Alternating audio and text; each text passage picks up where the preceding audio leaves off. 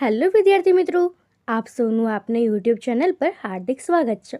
તો આજે હું તમારા માટે લઈને આપી ગઈ છું ધોરણ 9 વિષય સામાજિક વિજ્ઞાન પાઠ 13 ભારત સ્થાન ભૂસ્તરીય રચના અને ભૂપૃષ્ઠના સ્વાધ્યાયપોથીની સંપૂર્ણ સમજૂતી.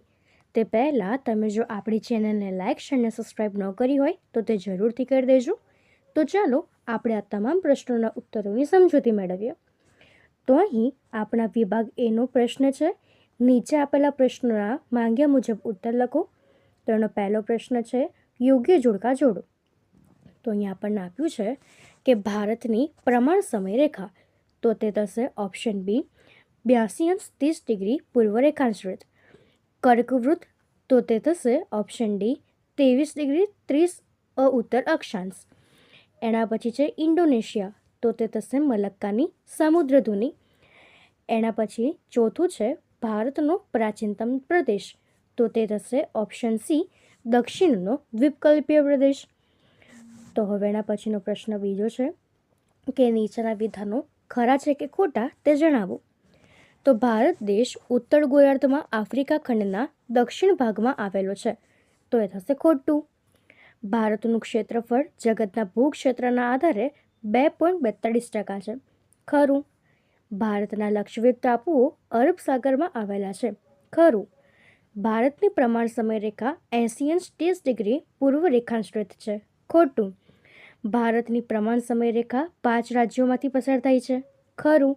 અને ભારતની દક્ષિણે પેસિફિક મહાસાગર આવેલો છે, તો એ ખોટું. તો એના પછીનો ત્રીજો પ્રશ્ન છે નીચેના પ્રશ્નોના 1-2 શબ્દમાં ઉત્તર લખો. તેમાં આપણને પહેલો પ્રશ્ન આપ્યો છે કે ભારતીય સંસ્કૃતિ કઈ ભાવના ધરાવે છે, તો એ થશે વસુધૈવ કુટુંબકમ. ભૌગોલિક દ્રષ્ટિએ ભારત કયા ગોળાર્ધમાં આવેલો છે, તો એ ઉત્તર ગોળાર્ધ અને પૂર્વ ગોળાર્ધમાં આવેલો છે. ભારતની મધ્યમાંથી કયો વૃત્ત પસાર થાય છે, તો એ કર્કવૃત્ત. ભારતમાં સૌપ્રથમ કયા રાજ્યમાં સૂર્યોદય થાય છે, તો અરુણાચલ પ્રદેશમાં. વિશ્વમાં કેટલા દેશો ભારતના ક્ષેત્રફળથી મોટા છે, તો એ થશે 6. ત્યારબાદ ભારતીય દ્વીપકલ્પની પશ્ચિમે કયો સાગર આવેલો છે, અરબ સાગર. ભારતીય દ્વીપકલ્પની દક્ષિણે કયો મહાસાગર આવેલો છે, હિન્દ મહાસાગર. ઈસવીસન 1869માં કઈ નહેર શરૂ થઈ હતી, તો એ છે સુએઝ નહેર. ત્યારબાદ ભારત અને શ્રીલંકા કયા અખાત દ્વારા એકબીજાથી અલગ પડે છે, તો એ મન્નારનો અખાત અને પાલ્કની સમુદ્રધુની. એકબીજાથી દૂર રહેલી ભૂસંચલનીય પ્લેટને શું કહેવામાં આવે છે, અપસારી પ્લેટ. અને એકબીજાની નજીક આવી રહેલી ભૂસંચાલનીય પ્લેટને શું કહેવામાં આવે છે, તો અભિસારી પ્લેટ.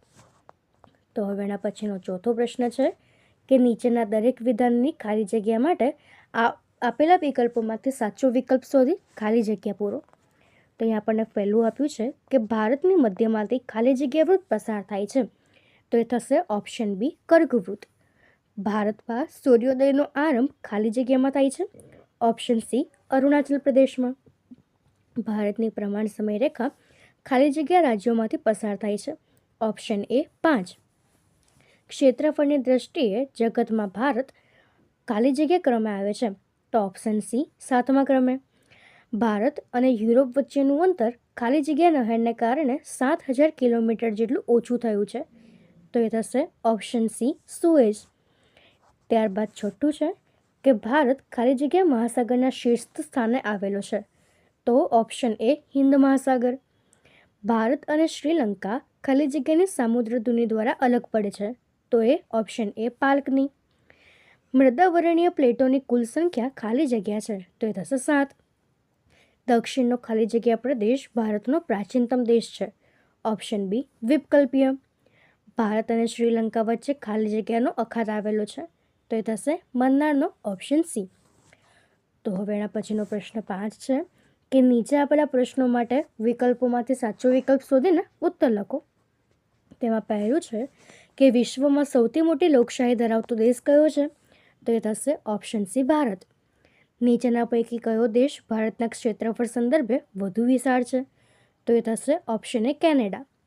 વિશ્વના કેટલા દેશો ભારતના ક્ષેત્રફળથી મોટા છે, ઓપ્શન બી 6. ઇન્ડોનેશિયાની કઈ સમુદ્ર દુનિયામાં પસાર થઈને પેસિફિક મહાસાગર પસાર કરીને કેનેડા અને યુએસએ પહોંચી શકાય છે? તો એ થશે ઓપ્શન એ મલક્કા. ત્યારબાદ ભારતની ઉત્તરે ચીન અને ભારતની વાયવ્યે પાકિસ્તાન, ઓપ્શન બી.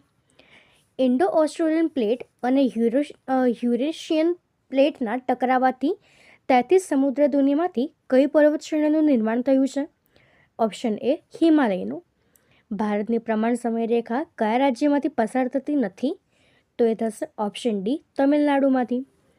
ભારતના પાડોશી દેશોના સંદર્ભે કઈ જોડી અયોગ્ય છે? તો એ થશે ઓપ્શન ડી બાંગ્લાદેશ અને પશ્ચિમ. ભારતની ઉત્તર દક્ષિણ લંબાઈ આશરે કેટલા કિલોમીટર જેટલી છે? તેનો જવાબ થશે ઓપ્શન ડી 3214. ભારતનો પૂર્વ પશ્ચિમ વિસ્તાર આશરે કેટલા કિલોમીટર જેટલો છે? તો એ થશે ઓપ્શન સી 2933. ભારતનો પ્રમાણ સમય કયા રેખાંશ પરથી ગણાય છે? તો એ થશે ઓપ્શન સી 82° પૂર્વ રેખાંશ.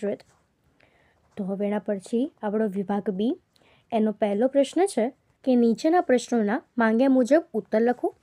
તો આપણો પ્રશ્ન છે, ભારતનો અક્ષાંશીય રેખાંશીય વ્યાપ વિસ્તાર લગભગ સરખો છે, સાબિત કરો. તો ભારતનો મુખ્ય ભૂમિભાગ 8°4' થી 37°6' ઉત્તર અક્ષાંશ વૃત્ત અને 68°7' થી 97°25' પૂર્વ રેખાંશ વૃત્ત વચ્ચે આવેલો છે, જેના આધારે તેનો અક્ષાંશ અને રેખાંશ બંનેનો તફાવત લગભગ 30° જેટલો સરખો થાય છે. આ ભૌગોલિક વ્યાપને કારણે ભારતની ઉત્તર દક્ષિણ લંબાઈ આશરે 3214 કિલોમીટર અને પૂર્વ પશ્ચિમ પહોળાઈ આશરે 2933 કિલોમીટર થાય છે, જે અંતરની દૃષ્ટિએ પણ લગભગ સમાન હોવાથી સાબિત થાય છે કે ભારતનો અક્ષાંશીય રેખાંશીય વ્યાપ લગભગ સરખો છે. ત્યારબાદ બીજું છે કે ભારતનો પૂર્વ ગોળાર્ધમાં મોકાનું સ્થાન છે, સાથી. તેનો જવાબ થશે કે ભારત એશિયા ખંડના દક્ષિણ ભાગમાં હિન્દ મહાસાગરના શીર્ષસ્થ સ્થાને આવેલો છે. પૂર્વ ગોળાર્ધમાં તેનું સ્થાન વ્યાપારી અને વ્યૂહાત્મક દ્રષ્ટિએ ખૂબ જ મહત્વનું છે, કારણ કે આફ્રિકા, પશ્ચિમ એશિયા, દક્ષિણ એશિયા અને એશિયાના પૂર્વ એશિયાના દેશોને સાંકળતા સમુદ્ર માર્ગો હિન્દ મહાસાગરમાંથી પસાર થાય છે. હિન્દ મહાસાગરમાં ભારત જેટલી લંબાઈ દરિયાઈ પટ્ટી અન્ય કોઈ દેશ પાસે નથી, અને આ અદ્વિતીય ભૌગોલિક સ્થાનને કારણે જ આ મહાસાગરનું નામ ભારત એટલે કે હિન્દ પરથી રાખવામાં આવ્યું છે. પ્રાચીન સમયથી જ પૂર્વ અને પશ્ચિમના દેશો વચ્ચે વ્યાપારી અને સાંસ્કૃતિક સંબંધ સ્થાપવામાં ભારતનું આ સ્થાન કેન્દ્ર બિંદુ રહ્યું હોવાથી તેના પૂર્વ ગોળાર્ધમાં ભારત મોકાનું સ્થાન ધરાવે છે.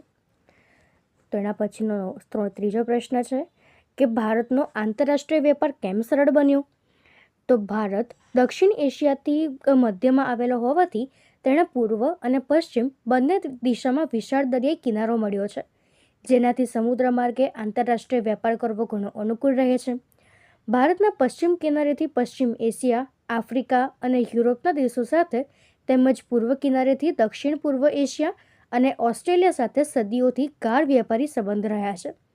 ખાસ કરીને ઈસવીસન 1869માં સુએઝ નહેર શરૂ થવાને કારણે ભારત અને યુરોપ વચ્ચેનું અંતર આશરે 7000 કિલોમીટર જેટલું ઘટી ગયું છે, જેણે પશ્ચિમના દેશો સાથેનો વેપાર વધુ ઝડપી અને ઘણો સસ્તો બનાવ્યો છે. આ ઉપરાંત કેનેડા અને યુએસએ જવા માટેના દરિયાઈ માર્ગો પણ મલાક્કાની સમુદ્રધુની થઈને હિન્દ મહાસાગરમાંથી જ પસાર થાય છે, જેમાં ભારત કેન્દ્ર સ્થાન પર આવે છે. ભારતની આ ભૌગોલિક અનુકૂળતાને કારણે જ દુનિયાના અગત્યના જળમાર્ગો ભારત પરથી અથવા ભારતની નજીકથી પસાર થાય છે, અને તેના આધુનિક બંદરોના વિકાસને લીધે પૂર્વ અને પશ્ચિમના દેશો સાથેનો આંતરરાષ્ટ્રીય વેપાર ખૂબ જ સરળ અને સમૃદ્ધ બન્યો છે. ચોથો પ્રશ્ન છે કે મૃદાવરણ્ય પ્લેટો કેટલી છે અને કઈ કઈ તે જણાવો. તેનો જવાબ થશે કે પૃથ્વીનું ઉપરનું પડ જે મૃદાવરણ્ય પ્લેટો તરીકે ઓળખાય છે, તેની મુખ્ય 7 પ્લેટો આવેલી છે, જેમાં પેસિફિક પ્લેટ, ઉત્તર અમેરિકન પ્લેટ, દક્ષિણ American plate, Eurasian plate, African plate, Indo Australian plate અને એન્ટાર્કટિક પ્લેટોનો સમાવેશ થાય છે. આ પ્લેટો પૃથ્વીના આંતરિક ભાગોમાં થતી અતિશય ગરમી અને રેડિયોએક્ટિવ પ્રક્રિયાઓમાંથી ઉત્પન્ન થતા ભૂસંચલિત તરંગોને કારણે સતત ગતિશીલ રહે છે, જેના લીધે પૃથ્વીની સપાટી પર પર્વતો, ખીણો અને મહાસાગર જેવી વિવિધ ભૌગોલિક સંરચનાઓનું નિર્માણ થાય છે. 5મો પ્રશ્ન છે, ભારત વૈવિધ્યસભર ભૂપૃષ્ઠ સાથે ધરાવે છે? તો ભારત વૈવિધ્યસભર ભૂપૃષ્ઠ ધરાવે છે કારણ કે તેના જુદા જુદા ભાગોમાં ભૌગોલિક અને ભૂસ્તરીય રચનાઓ ખૂબ જ ભિન્ન જોવા મળે છે. દેશની ઉત્તરે ગગનચુંબી અને બરફથી છવાયેલી હિમાલય પર્વત શ્રેણી આવેલી છે, જેમાં ઊંચા શિખરો, સાંકડી ખીણો અને બારેમાસ વહેતી નદીઓ આવેલી છે. જ્યારે તેની દક્ષિણે સિંધુ, ગંગા અને બ્રહ્મપુત્રના નદીનો દ્વારા કાપ પથરાઈને બનેલા વિશાળ તેમજ અત્યંત ફળદ્રુપ મેદાન આવેલા છે. વળી મધ્ય અને દક્ષિણ ભારતનો પ્રદેશ એ પ્રાચીન દ્વીપકલ્પીય ઉચ્ચ પ્રદેશ છે, જે જ્વાળામુખીના લાવાથી બનેલો હોવાથી ખનિજોથી સમૃદ્ધ છે. તેમજ દેશના પશ્ચિમ ભાગનું થરનું રણ પણ આવેલું છે અને બંને બાજુએ લાંબા દરિયા કિનારાના મેદાન આવેલા હોવાથી ભારતનું ભૂપૃષ્ઠ અત્યંત વૈવિધ્યસભર બન્યું છે. તો આપણે આ પ્રમાણે આ પ્રશ્નોના જવાબ લખવાના છે. તો હવે એના પછી આપણને વિભાગ સીમાં આપ્યું છે કે રેખાંકિત નકશામાં નીચેની વિગતો યોગ્ય સંજ્ઞાઓ વડે તેમના યોગ્ય સ્થાને દર્શાવો. તો અહીં આપણને આપ્યું છે કર્કવૃત્ત. તો કર્કવૃત્ત જે છે એ એની વચ્ચેથી ભારતના નકશાની વચ્ચેથી પસાર થાય છે, એટલે આ પ્રમાણેનો કંઈક કર્કવૃત્ત આવશે. ત્યારબાદ પ્રમાણ સમયરેખા છે, તો તે આ પ્રમાણેની દર્શાવી શકીએ છીએ. ત્યારબાદ આપણને કહ્યું છે કે બાંગ્લાદેશ. તો બાંગ્લાદેશ જે છે એ આપણને કંઈક આ બાજુ જોવા મળશે. મ્યાનમાર એ અહીંયા કંઈક હશે. ત્યારબાદ એના પછી આપણને આપ્યું છે બંગાળાની ખાડી. તો તે અહીંયા કંઈક નીચે હોય અને અંદામાન નિકોબાર ટાપુ અહીંયા આવશે. ત્યારબાદ અરબ સાગર અહીંયા આવશે અને હિન્દ મહાસાગર છે નીચે આવશે અને શ્રીલંકા એ અહીંયા આવશે અને અહીંયા હિન્દ મહાસાગર. તો આપણે આ પ્રમાણે આ વસ્તુને દર્શાવી શકીએ છીએ. ત્યારબાદ જે ભૂતાન જે છે એ ભારતના નકશામાં ઉપરની તરફ આવશે. તો આપણે આ પ્રમાણે આ બધી વસ્તુને દર્શાવવાની છે. તો અહીં આપણા સ્વાધ્યાયના તમામ પ્રશ્નો પૂર્ણ થાય છે. જો તમને આમાં કોઈ પણ ડાઉટ હોય તો તમે કોમેન્ટ સેક્શનમાં જરૂરથી જણાવી શકો છો અને આપણી ચેનલને લાઇક, શેર અને સબસ્ક્રાઈબ જરૂરથી કરી દેજો. Thank you.